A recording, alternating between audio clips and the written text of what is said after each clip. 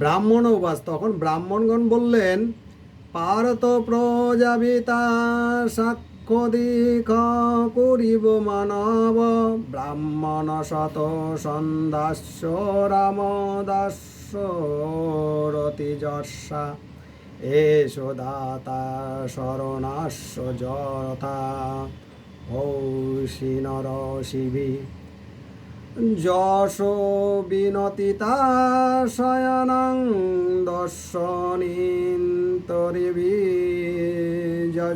যজনাম,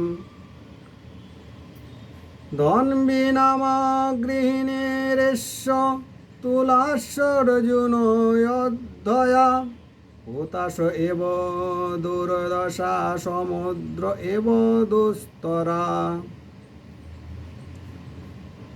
ব্রাহ্মণগণ বললেন, হে ধর্মরাজ, এই বালক মনুপুত্র ইক্ষ্বাকুর মতোই আপন প্রজাদের পালন করবে এবং দশরথ নন্দন ভগবান শ্রী রামচন্দ্রের সমান ব্রাহ্মণ ভক্ত ও সত্য প্রতিজ্ঞা হবে।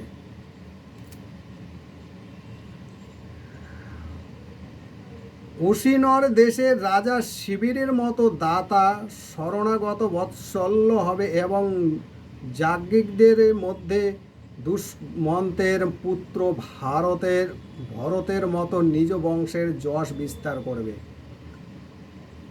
ধনুর্ধারীদের মধ্যে সহস্রবাহু অর্জুন এবং নিজ পিতামহ পার্থের মতো শীর্ষস্থানীয় হবে। অগ্নির মতো দুর্ধর্য এবং সমুদ্রের মতো দূরস্থ হবে।